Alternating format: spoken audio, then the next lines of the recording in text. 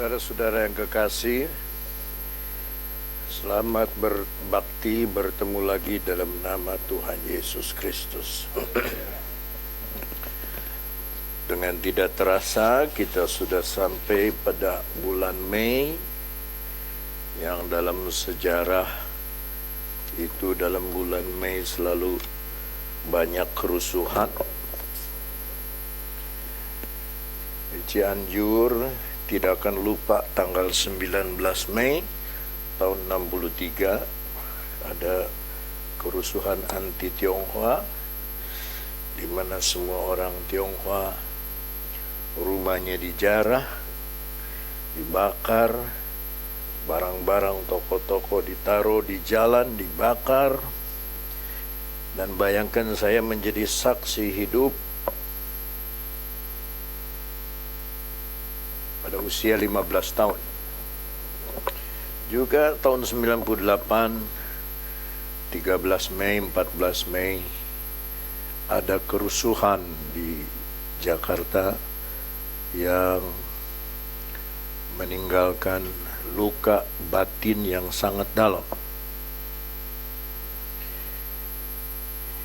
Dan ada sekitar 200 wanita keturunan Tionghoa yang harus pergi ke Hong Kong untuk menggugurkan kandungan.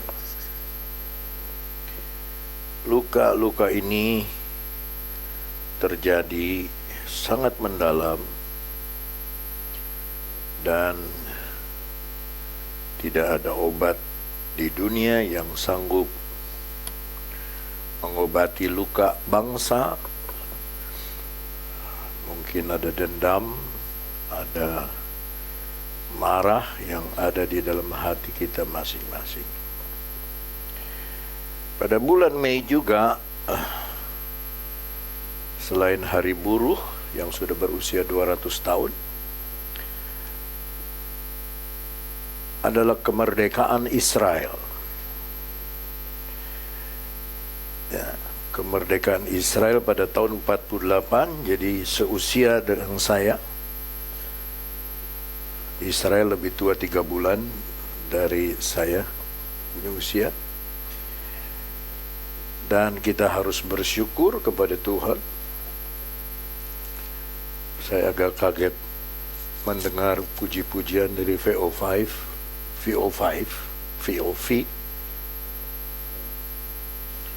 Kasih-Mu terlalu besar, seolah-olah Tuhan punya kasih itu kegedean. Seharusnya kasih-Mu sangat besar, sebab hanya kasih Tuhan yang bisa menetralisir luka dan dendam itu. Kita akan melihat lagi Amsal pasal 11, pasal 12. 11 atau 12? Hah? Pasal 11 ayatnya yang ke 28 sekarang.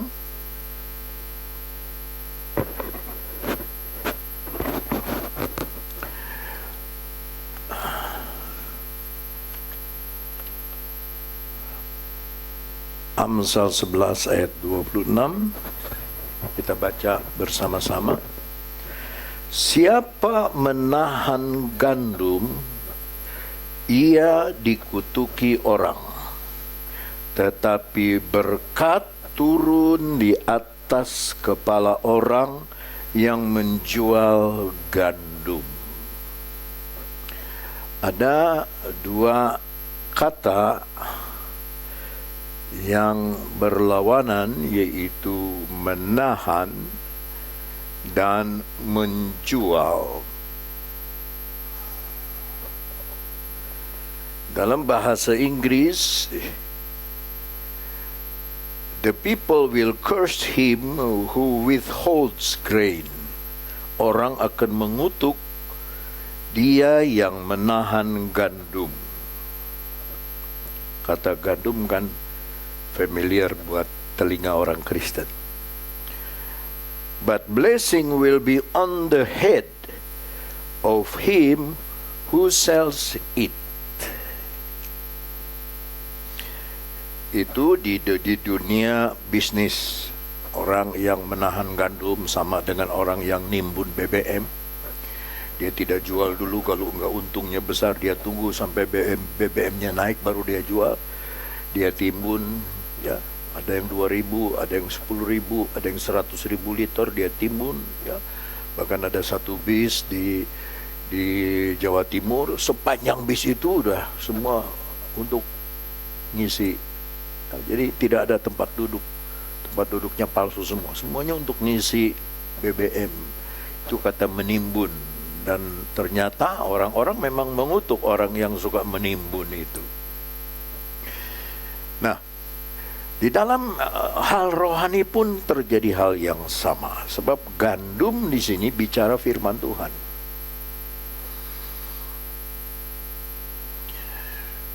Yusuf pernah berkata di dalam kitab Kejadian, beli semua gandum, beli,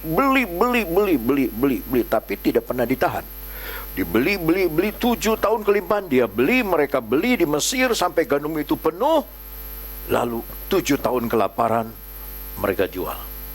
Saat itulah saat keemasan dari Mesir karena ada Yusuf, mereka menjual gandumnya sampai Yusuf dikasih nama Zafnat Pa'aneah, yaitu pemelihara hidup, karena menjual gandum sehingga banyak orang diselamatkan dari kelaparan, ya. Mari bersama-sama kita lihat dulu Amos Fatsal 8. Amos 8 ayat 11. Kalau ada di mana? Di layar tolong sebab saya tidak buka Alkitab. Oh, tidak ada. Amos 8. Ada yang sudah dapat? Kita baca bersama-sama Amos 8 ayat 11. 1, 2, 3.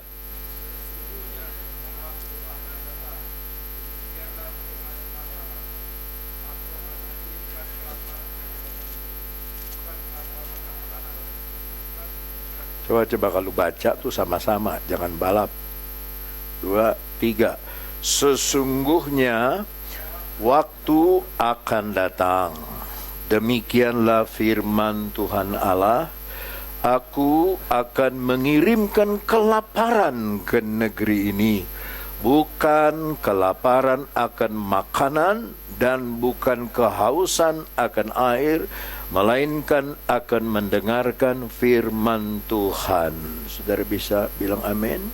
Kalau kita baca ayat 12-nya, mereka akan mengembara dari laut ke laut, menjelajah dari utara ke timur untuk mencari firman Tuhan, tetapi tidak mendapatnya. Saudara yang punya firman harus menjual. Jangan menahan firman untuk diri sendiri. Jangan menikmati firman untuk diri sendiri. Harus saudara jual. Harus saudara beli. Memang ada yang kita harus beli dan jangan dijual. Amsal 23 ayat 23, baca. Amsal 23 ayat 23.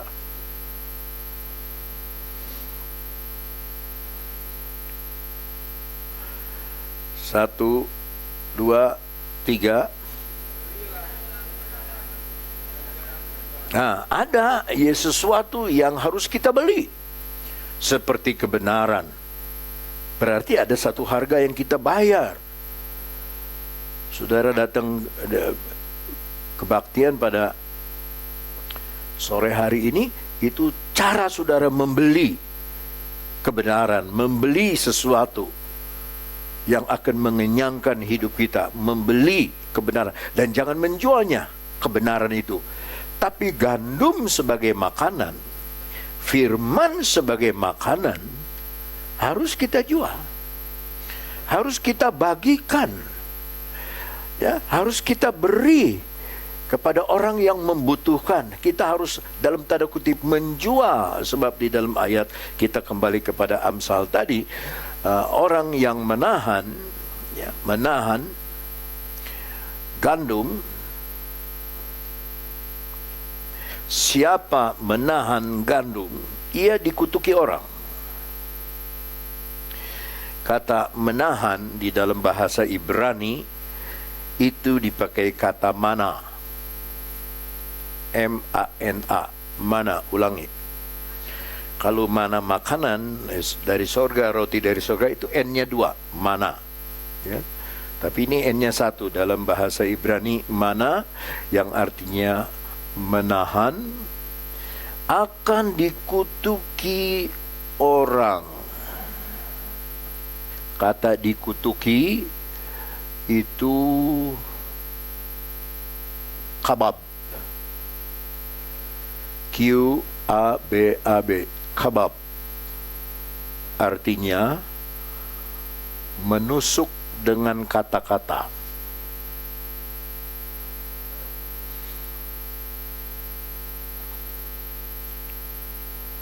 Menusuk dengan kata-kata. Ada 2 arti dari kata menusuk.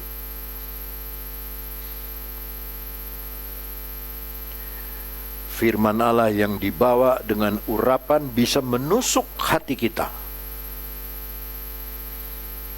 Tetapi kutukan orang juga itu seperti kita menusuk dengan kata-kata. Jadi kata-kata kita, firman Allah bisa menusuk hati kita, tapi kata-kata kita bisa menusuk perasaan orang. Dalam firman dikatakan,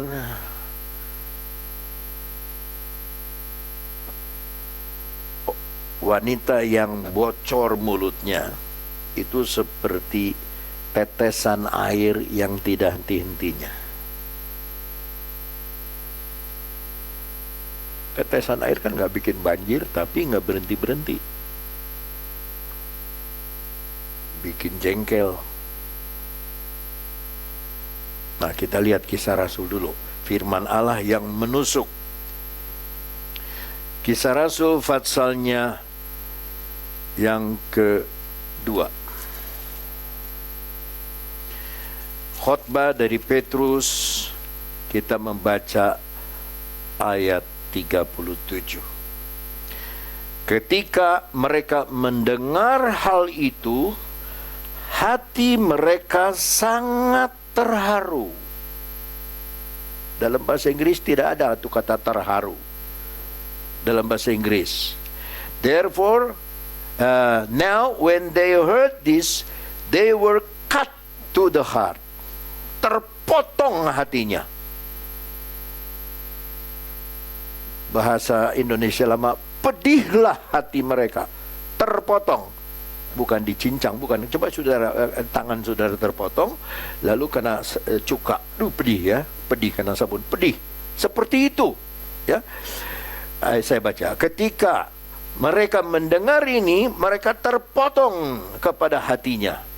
Lalu mereka bertanya kepada Petrus dan rasul-rasul yang lain, apakah yang harus kami perbuat saudara-saudara?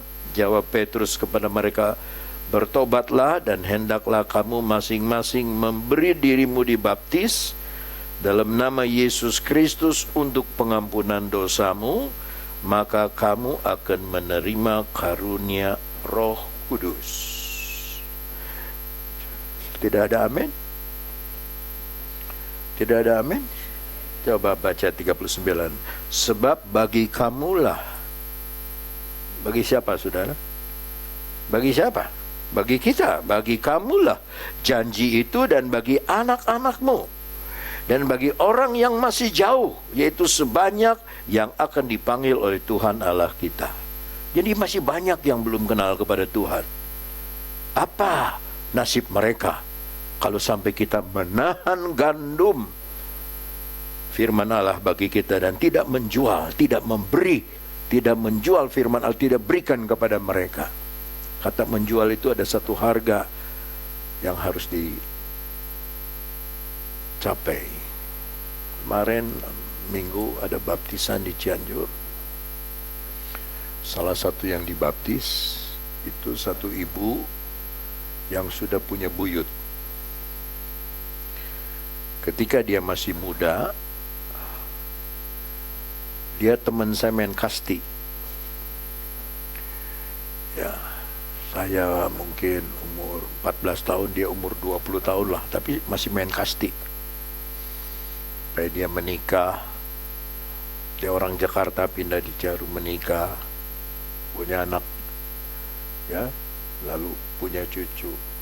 Suaminya meninggal. Saya ajakin, ayo Cisokli, kapan kebaktian, ayo kapan ke gereja. Gampang.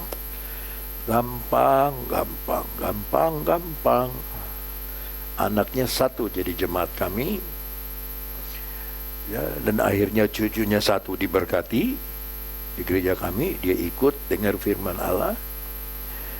Lalu mungkin baru 2 bulan dia ikut kebaktian, iman sudah tumbuh. Bayangkan saudara, teman main kasti baru bertobat hari Minggu, baru terima Yesus. Masih banyak yang akan datang. Jangan tutup mata, jangan tutup telinga. Tuhan bilang akan ada kelaparan. Bukan kelaparan kepada makanan, tapi kelaparan untuk mendengar firman Allah. Sebab dunia memerlukan firman Allah. Orang tidak dipuaskan oleh kekayaan, tetapi orang akan dipuaskan oleh karena firman Allah.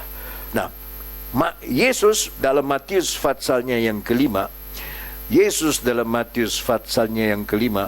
dia mengatakan bahwa kelaparan semacam ini adalah kelaparan yang membahagiakan. Ayatnya yang ke-6. Kita baca bersama-sama. 2, 3.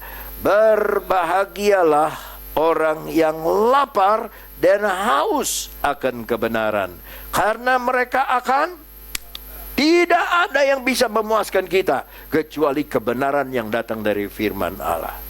Maka Cheng Li ini, Salomo, dia bilang jangan menahan gandum.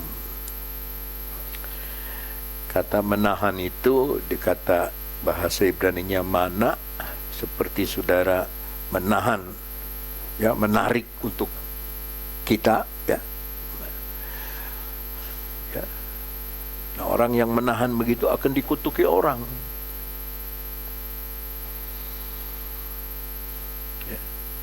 Kata berbahagialah itu sebetulnya dalam bahasa Inggris kurang tepat. Diberkatilah. Coba saudara ngomong kiri kanan, 2 orang aja. Diberkatilah, diberkatilah. Lapar akan kebenaran. Nah, kebenaran kan firman Allah. Yohanes 17 ayat 17, firman-Mu adalah kebenaran. Yohanes 17 ayat 3, ya, firman adalah kebenaran. Kembali kepada Amsal, ayatnya yang ke-26, bagian B. Tetapi berkat, sudah dapat? Pakai tali Alkitab jadi gampang kalau kembali. Tetapi berkat, bahasa Ibraninya barakah, sama-sama. Nah, orang Arab bilang berkah. Nah, bahasa Indonesia itu terpengaruh oleh Arab, Portugis, Tionghoa. Kayak sampan. Nggak ada bahasa Arab sampan. Itu dari bahasa Tionghoa. Taufu, tahu. Nggak ada bahasa Arab tahu. Itu dari Tionghoa. Tapi kita banyak bicara bahasa Arab. Salam, bahasa Arab. Ya, apalagi? Saudara nggak tahu bahasa Arab? Banyak. Aman, bahasa Arab. Apalagi coba? Alhamdulillah, bahasa Arab. Ya, apalagi? Insya Allah, betul, bahasa Arab. Banyak yang diambil dari bahasa Arab. Kita tafakur, itu bahasa Arab. Tawakal, itu bahasa Arab. Ya, bahasa Indonesia itu kurang murni, ya, datang dari bahasa Sangsekerta. Nah, dari Portugis itu jatuhnya ke Manado. Ya, kalau dahi ini orang Manado bilang testa. Itu bahasa Portugis bilang testa. Kalau bangku, bahasa Manado cadeira. Itu orang Portugis juga bilang cadeira. Ya.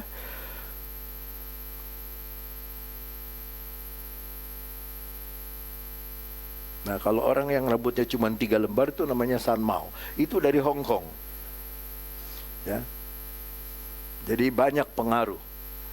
Nah, kita sebagai orang Kristen harus banyak dipengaruhi oleh sorga. Ya, banyak dipengaruhi oleh sorga. Jangan ampuni, enggak. Ampuni, enggak. Ampuni, tidak. Ampuni, tidak. Beri, jangan. Beri, tidak. Tidak, beri.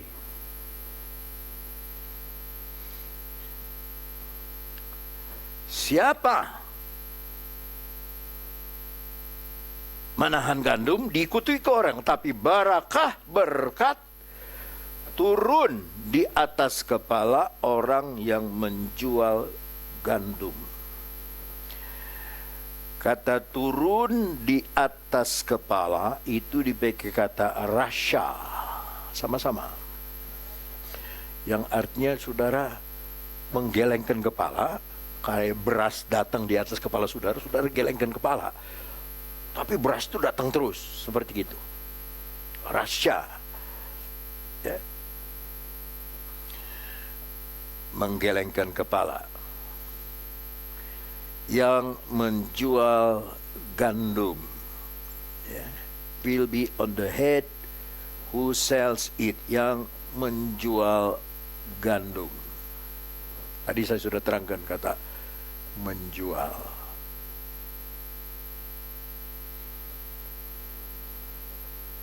Sebetulnya Tuhan minta kita membeli dari Dia.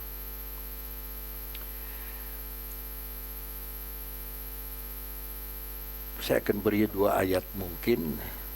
Kita akan lihat lebih dulu. Yesaya 55. Yesaya 55. Saudara, ini bukan khotbah ya, ini pelajaran Alkitab, jadi banyak buka ayat ya. Ayat 1. Ayo, hei semua orang yang haus, marilah dan minumlah air. Dan hei orang yang tidak mempunyai uang, marilah, terimalah gandum tanpa uang pembeli, dan makanlah juga anggur dan susu tanpa bayaran. Dia suruh membeli tapi gratis. Ini gambaran dari anugerah Tuhan. Ini gandum loh, firman Tuhan. Tapi orang lebih senang pegang BBM daripada pegang Alkitab. Lebih senang melihat berita apa yang ada di BBM daripada berita apa yang ada di dalam firman Allah. Nggak ada yang berani bilang haleluya. Kepaksa. Sama-sama kita baca ayat 1, 2, 3. Ayo, hei semua orang yang haus, dan minumlah air. Dan hei orang yang tidak mempunyai uang, marilah, terimalah gandum tanpa uang pembeli dan makanlah. Dalam bahasa Inggris lain, saya baca ya. Ho, everyone who thirsts, come to the waters, and you who have no money, come, buy and eat. Beli dan makan. Yes, come, buy wine and milk without money. Kita beli tapi tanpa uang. Dengan apa? Dengan rasa lapar kita. Dengan kerinduan kita kepada Tuhan. Dengan keinginan kita. Ya, maaf saudara. Kita ini harus merindukan Tuhan lebih dari segala sesuatu. Merindukan Tuhan, makanya Tuhan bilang, beli tapi tanpa uang. Sebab uang itu. Lalu kita baca ayat yang kedua, mengapa kamu belanjakan uang untuk sesuatu yang bukan roti? Roti dari mana? Dari gandum. Kenapa kamu pakai uang kamu untuk membeli sesuatu yang bukan dari firman Allah?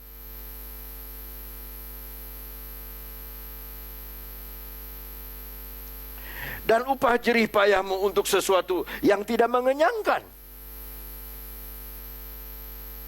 Banyak pendeta pakai ayat ini untuk mengatakan ini adalah rokok. Dibeli.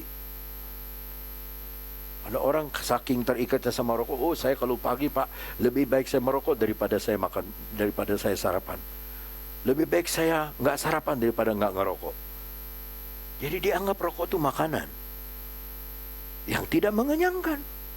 Tapi maksud lebih dalam dari ayat ini, sesuatu yang dari dunia, apapun yang saudara beli, tidak akan memuaskan saudara.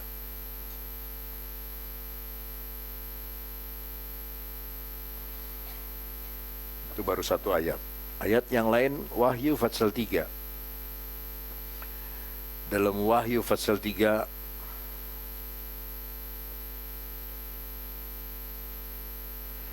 kita membaca ayat 14, tuliskan kepada malaikat jemaat di Laodikia, inilah firman dari Amen, saksi yang setia dan benar, permulaan dari ciptaan Allah. Aku tahu segala pekerjaanmu, engkau tidak dingin dan tidak panas. Alangkah baiknya jika engkau dingin atau panas. Jadi karena engkau suam-suam kuku dan tidak dingin atau panas, aku akan memuntahkan engkau dari mulutku. Karena engkau berkata, aku kaya. Ini jemaat yang kaya. Dan aku telah memperkayakan diriku. Dan aku tidak kekurangan apa-apa. Dan karena engkau tidak tahu bahwa engkau melarat dan malang, miskin, buta dan telanjang, maka aku menasehatkan engkau supaya engkau apa? Membeli daripadaku emas yang telah dimurnikan dalam api, agar engkau menjadi kaya, dan juga pakaian putih, supaya engkau memakainya, agar jangan kelihatan ketelanjanganmu yang memalukan. Dan lagi minyak untuk melumas matamu, supaya engkau dapat melihat. Barang siapa ku kasihi, ia ku tegur, dan ku hajar. Sebab itu relakanlah hatimu dan bertobatlah. Lihat, aku berdiri di muka pintu dan mengetuk. Jikalau ada orang yang mendengar suaraku dan membukakan pintu, aku akan masuk mendapatkannya, dan aku makan bersama-sama dengan dia, dan ia bersama-sama dengan aku. Saya mau terangkan dari bawah. Ketika Tuhan bilang aku akan makan bersama-sama dengan dia dan dia bersama-sama dengan aku, dia minta disiapkan makanan enggak? Saya tanya kok. Hah?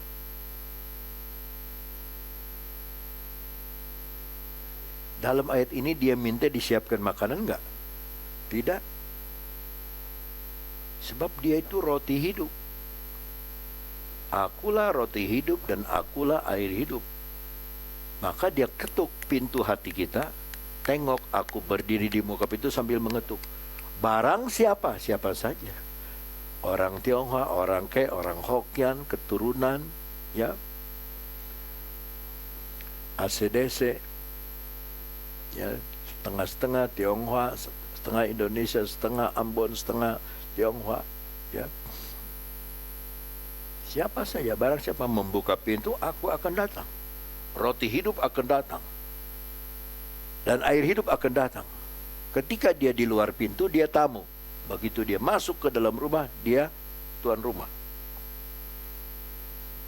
Maka saya tanya saudara, siapa pemilik hidup saudara ini? Siapa? Saudara apa Tuhan? Nggak usah jawab. Kalau Tuhan, dia yang ngatur makanan, dia yang ngatur minuman. Kita akan lihat kekayaan yang dimaksud oleh Tuhan. Aku menasihatkan, ayat 18, engkau supaya engkau membeli daripadaku. Loh, dia kaya. Gereja Laodikia kaya, punya emas, tidak perlu lagi. Aku sudah mengayakan diriku, tapi kamu melarat.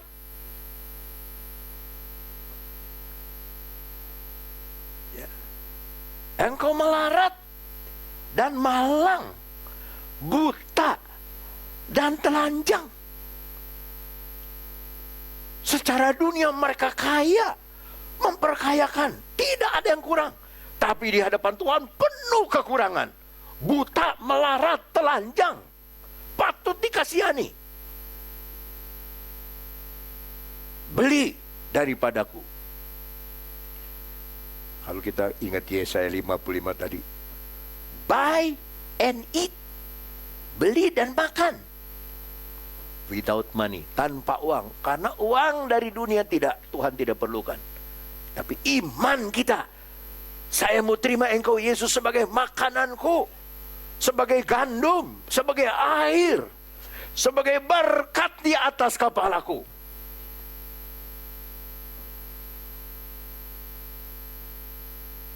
Datanglah pertanyaan, apa kekayaan itu salah? Tidak. Abraham kaya. Anak Abraham siapa? Nggak tahu anak Abraham. Ishak kaya. Anak Ishak siapa? Yakub kaya. Anak Yakub yang kaya siapa? Yusuf kaya. Pemelihara hidup.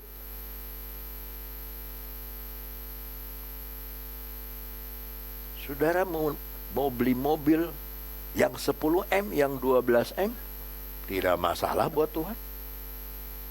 Sah. Asal jangan mobil itu mengganggu hubungan saudara dengan pencipta.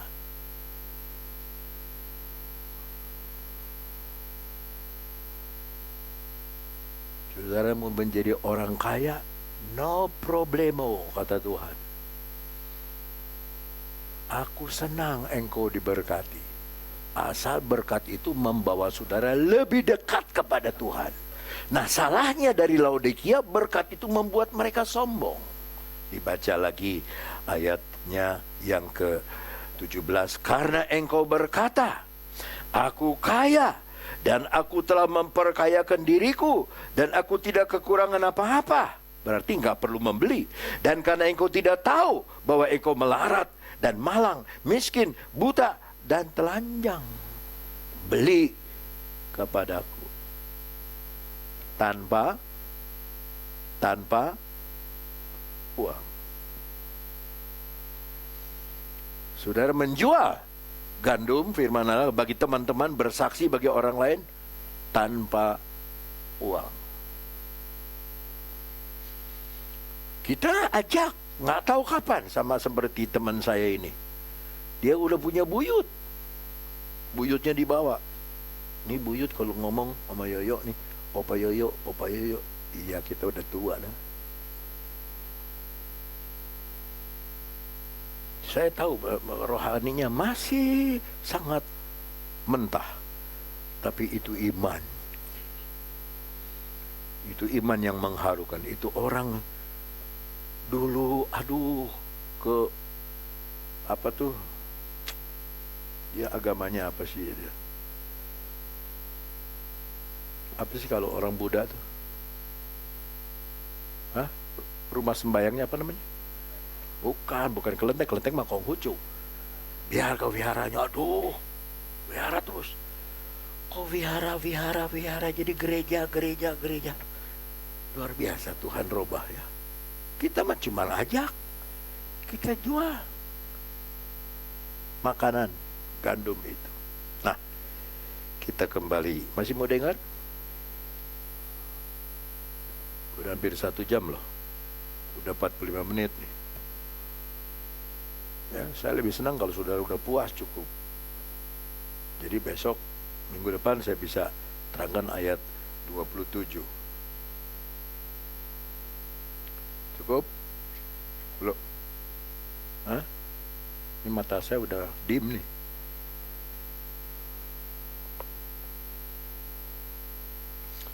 Ayat 27 baca dengan suara jelas. 2, 3. Siapa mengejar kebaikan, berusaha untuk dikenan orang. Tapi siapa mengejar kejahatan, akan ditimpa kejahatan. Dalam bahasa Inggris, he who earnestly seeks good finds favor. Dia yang secara sungguh-sungguh mencari kebaikan akan menemukan favor, difavoritkan orang, disayang oleh orang. But trouble will come to him who seeks evil. Tetapi kesukaran, kesulitan akan datang kepada dia yang mencari kejahatan atau mengejar kejahatan. Mengejar